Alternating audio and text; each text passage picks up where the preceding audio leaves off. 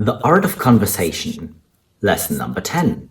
Ask people questions that give them an opportunity to talk about themselves. What the hell is wrong with you? See, I love questions like this because it gives them a wide variety of topics to bring up. Because if they personally feel like talking about their childhood trauma, they can bring that up. If they feel like kind of just joking around, they can just answer jokingly. You know, they can pick whatever they want as an answer, so it's a very good question to ask. Really. But honestly, at the same time, do other people find it really weird that people try to force their neurotypical conversation rules on people? Because I recently saw this video of people like conversation training like this autistic girl, and she was not really having it because it was like, oh, do you want kids? And she just went, no, I don't. And then the older woman was like, well, no, you need to like say some more to, you know, engage the other person in the conversation better so they like have something they can react to. So they did this again. Do you want kids? And she went, no, I don't. I think they're a total waste of like time and money. Which is a fair answer, and it is saying more. But then they were also not happy with that, which is strange because she did exactly what she was asked to do actually. She elaborated. But anyways, that's what you get for trying to force neurotypical conversation rules on all of us, I guess. Hello BabyQueers and welcome back to my channel. It is time for some neurodivergent memes again because why the hell not? Why the hell not, really? So you know that's what we're doing today. But before we get started, y'all need to get hydrated. So grab some water, or some tea, or whatever else you like to drink, and then we'll continue. Are you hydrated? Good. Let's go. In 4th grade, I was introduced to the concept of run-on sentences by my teacher, and I immediately raised my hand and pointed out that none of the sentences being used as examples were actually grammatically wrong at all, and were just longer than most people can comfortably write or read. And she made me sit in the corner, and I feel like that shows a lot of my typing style on this hell side. Run-on sentences are ADHD culture, and yes, this post is an example.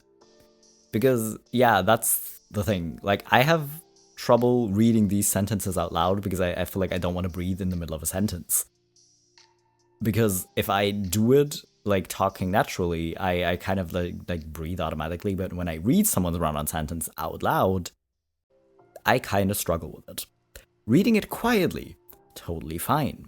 Writing them, absolutely fine, but I will forget where I'm going with my point in short sentences as well, so it really doesn't matter. But literally this, because our thoughts just connect a little bit differently. So it doesn't feel right to end the sentence, so it just kind of runs on quite a bit. So yeah, it is very ADHD culture. I feel like a lot of us are very prone to use run-on sentences. On HGTV, people can flip a whole house in a month. Meanwhile, I've been getting ready to vacuum for a week now. Listen. It is currently Thursday evening as I'm filming this. Last weekend, we woke up on Saturday morning and decided that we really need to vacuum our apartment. Well, I still need to vacuum.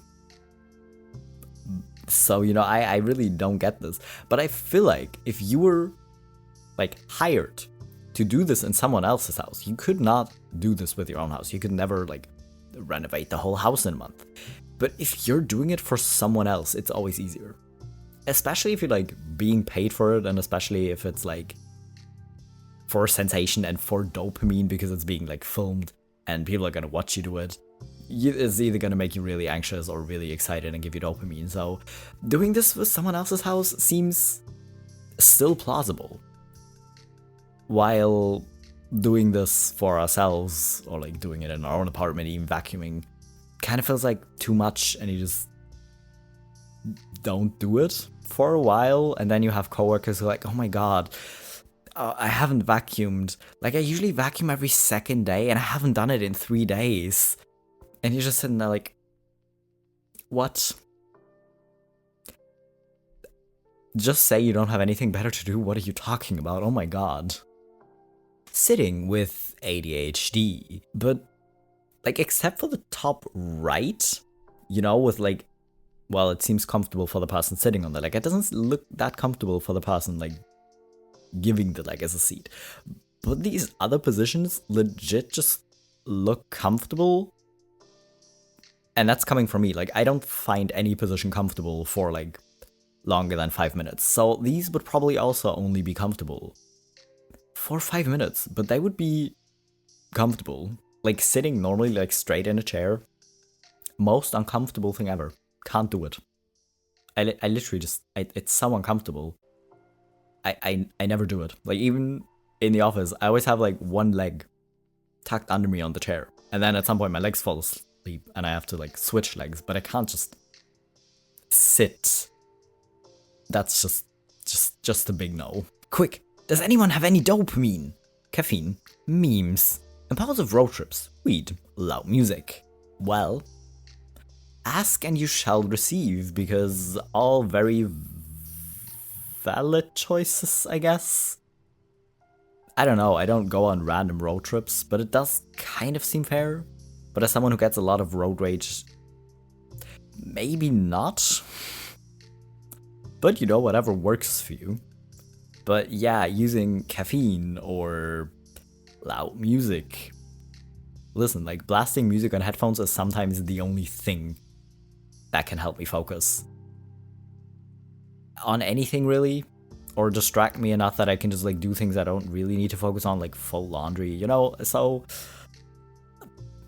also me, like, why did you have to bring up memes? Like, obviously I use memes, I make content with memes, but even before, of course I use memes, of course I use social media as a source of dopamine.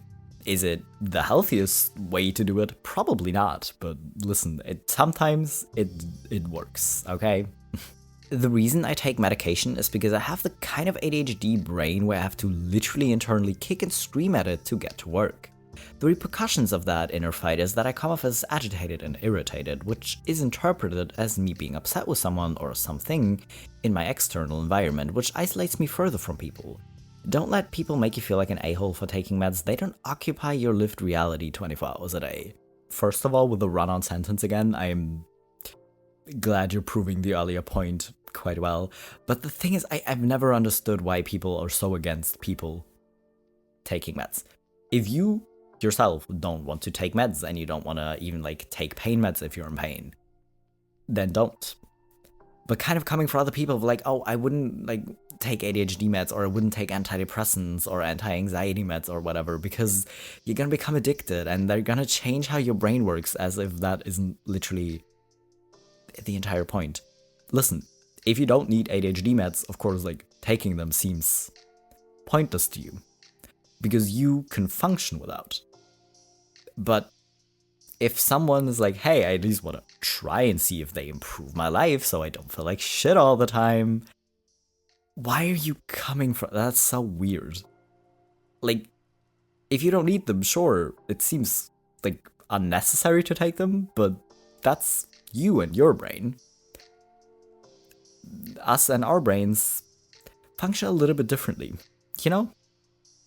So yeah, if you want to try out meds, don't let people like these, who are the actual a-holes in these situations, make you feel bad for it.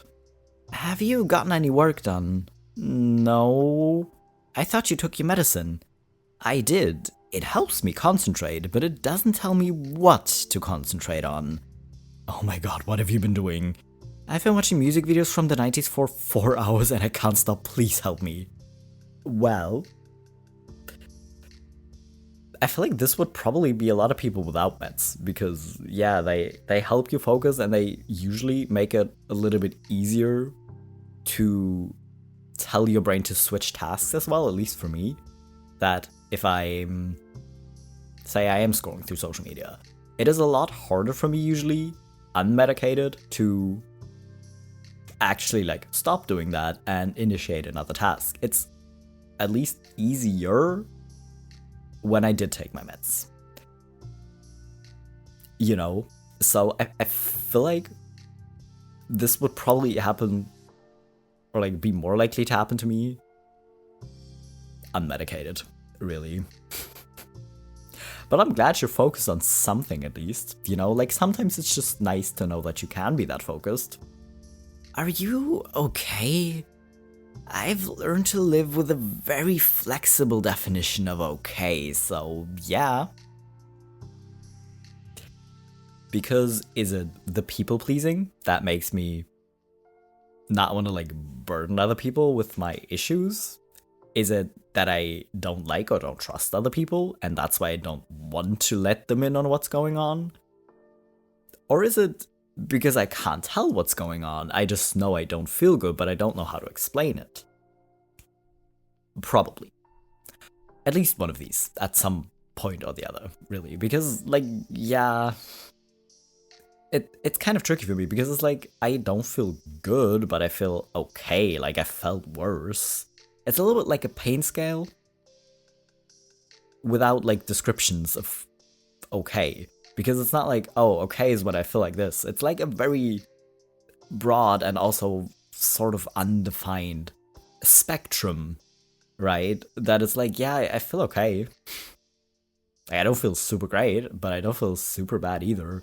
So it's like kind of useless to ask this, actually. But yeah, it's a wide array of different things that can fall under okay. I write on calendars and I make lists, and I still have no idea what's going on. Did I just save this as a reaction meme to people be like, oh, you have ADHD, you can't remember appointments? Well, just use a planner. Probably. Probably that is why I saved this meme, because, yeah, listen. I use notifications and things kind of excessively, and I've had my neurologist tell me that I should, like, set an alarm for me to take my ADHD meds, you know, because I kept I told him that I keep forgetting to take them. And then only notice at like 11 because I know I can't focus on my work and it just kind of settles into my brain fairly late in the day at some point. And then I just decide not to take them anymore because it's too late. And he said that I should just like set an alarm, which seemed funny because I will probably just turn the alarm off or just become angry at the alarm because it's making noises and I typically don't like that. So no, I did not in fact set an alarm for my meds, which is why I do very regularly forget to take them. Yeah, my ADHD makes it really hard to make routines and stick to them. Oh no, that's easy, just make a routine and stick to it. That is literally what I was just talking about. This is what it sounds like. Like, it sounds so easy. Like, I know it's not that easy for me, but it sounds so easy. Right? But when other people say it, like, if I read something, one of two things will happen. Either I will just become very annoyed and irritated because people make it sound so easy and I know it isn't for me. Or I will try to gaslight myself and be like, yeah, no, actually, like, if you just put it like that, it sounds really easy. Like, sure, I'm sure I can stick to it this time. Well, that has never worked for more than 2 or 3 days. So, yeah, if you can create routines and actually stick to them that well, congrats. Autistic me when people cry, wanting to help but having no idea how I should go about it. Yeah, like for the longest time I thought it was just me, because if I feel anything, really, especially if I'm like super sad or super angry, I don't want people to talk to me, I don't want anyone to touch me, I just want to be left alone and like be alone and not interact with anyone. So I thought it was just me, because I'm just like, well, I know that I'm widely different to what other people want, because I know a lot of people want to be comforted, but do I comfort you? Like, are we close enough? Like, I can't just, like, hug random people, right? Like, if it's my sister or someone, or my friends, I think I'm still very awkward with it, I never know what to say, but at least I can, like, hug them, and, like, say I'm there for them or something, or try to cheer them up, but what do I do? Like, especially if it's someone I'm not that close with, I'm really hoping no one ever starts crying in front of me again that I'm not close with. Because it seriously, I'm just standing there like, what do I do? What do I do?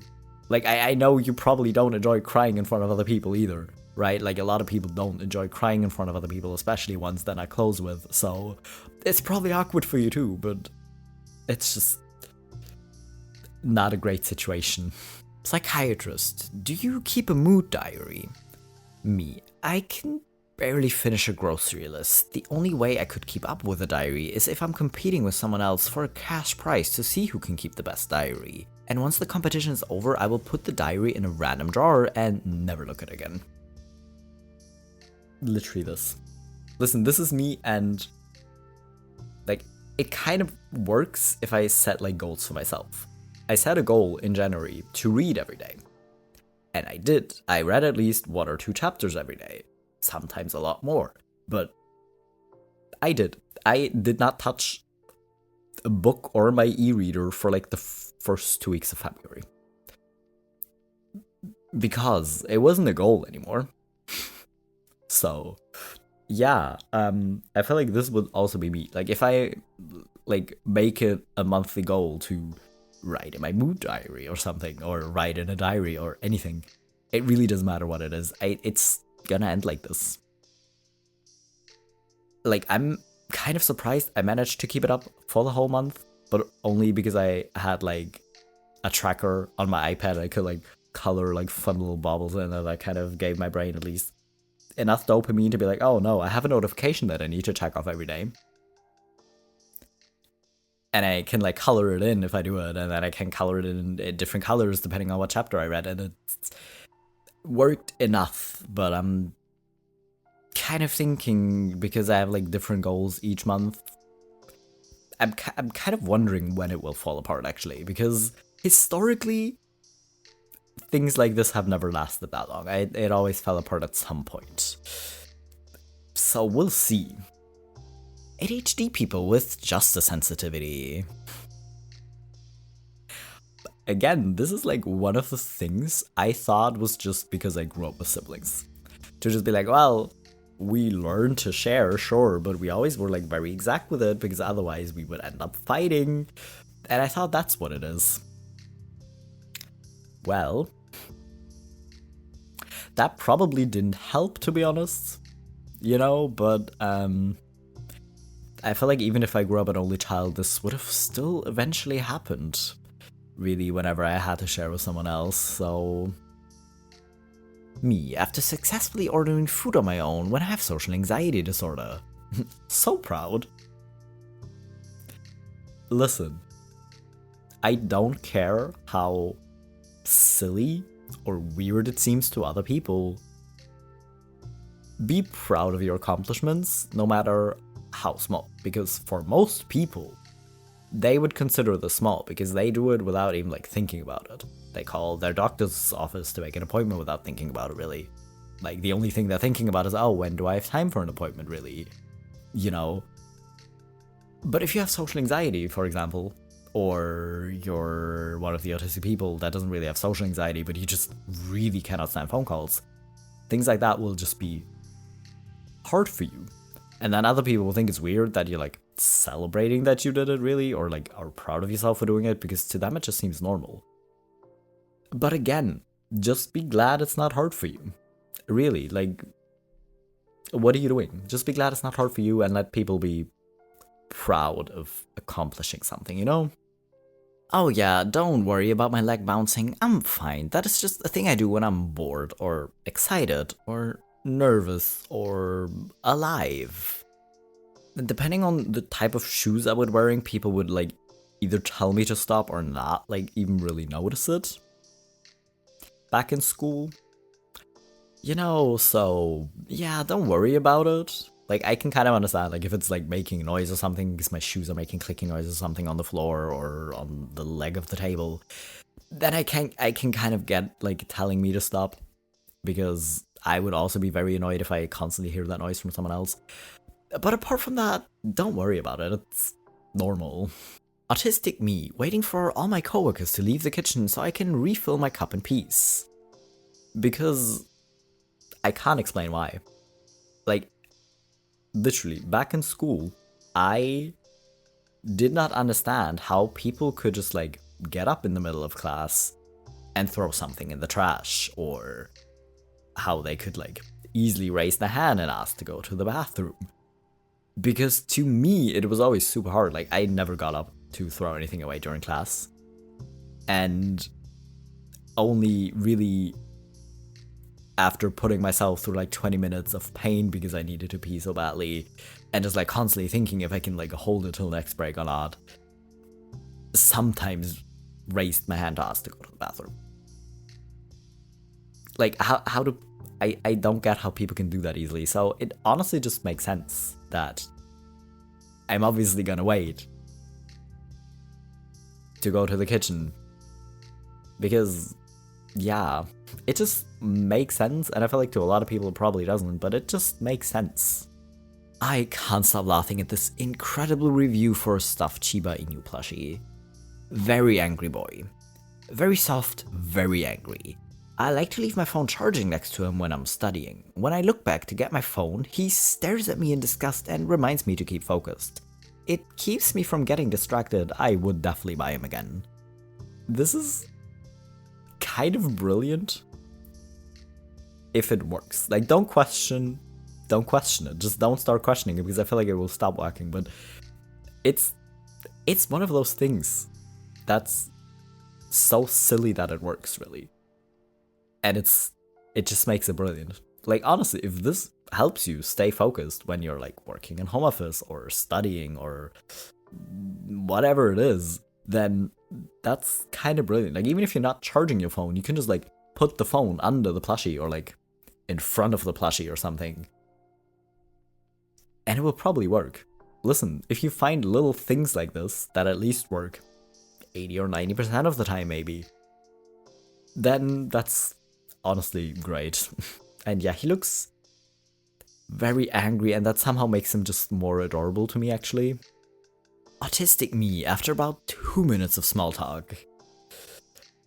Listen, because those 2 minutes are gonna feel like the longest 2 minutes in your life. Like, 2 minutes of planking wouldn't feel as long as 2 minutes of small talk, actually. Right, so listen, this is just fair. This is really just fair. Like, even today, I was like, because we like split into new teams at work, and we're like kind of getting like coaching a little bit on the new topics that we need to know. And I was sitting there with like the coach, and she was like telling me things, but then she was like suddenly talking with a few other coworkers about something like private. And usually I don't mind that much, but at that moment I was like, you were like trying to teach me something, and I was like annoyed at it. So yeah, small talk is evil, and chit chat is also sometimes evil. ADHD me stumbling across various doom piles as I walk. I somehow manage to not do this most of the time, like stumble over things, because I can somehow walk very well without bumping into things usually, unless I'm like super overstimulated. The more overstimulated I am, for like a longer period of time as well, the worse my coordination gets, the more I like drop things or bump into things. But usually I managed quite well, so yeah. But then I'm overstimulated, then I bump into something, and then I'm just even more angry, because it's like overstimulation just translates into more anger for me, because then like everything makes me mad because everything is overstimulating me more. And then if I bump into something or knock something over, it just gets worse. You know, my room gets messy when I'm overwhelmed, and my messy room makes me overwhelmed is a vicious cycle. I feel like this just ties in with the previous post really well. Because yeah, those, like, the moments when you're like already overstimulated or overwhelmed with everything, making more mess by knocking over the doom pile that was at least sort of neat just makes everything worse. And then you don't have energy to tidy up.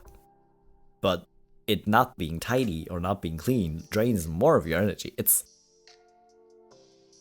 so stupid, really. Like, it's just stupid that it's such a vicious cycle. Like, I don't like it. Like, it makes so much sense, but it makes everything so much harder, and that's why I just really don't like it. I started that new habit, so we can cross it off the to-do list. Brain, it's not a one-time activity. We have to do it every day, starting now.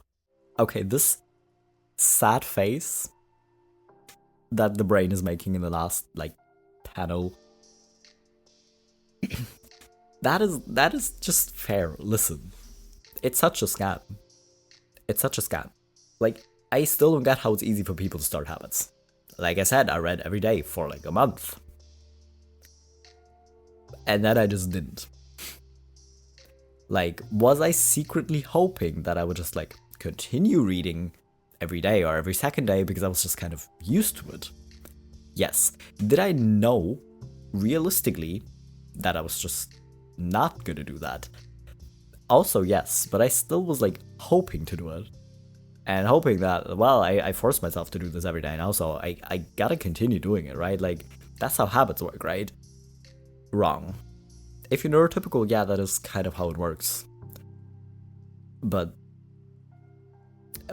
you know, it works a little bit differently, so I get this really sad brain phase, actually.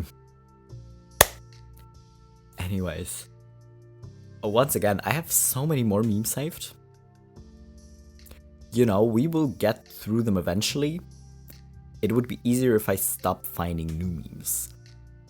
But that's also not gonna happen, so I guess we'll never be done with neurodivergent memes, and I think that's kind of okay with me. You know, but anyways, I hope you enjoyed this collection of memes. I hope you're hydrated. If not, maybe consider drinking something now, and I'll be back in a few days with my next video.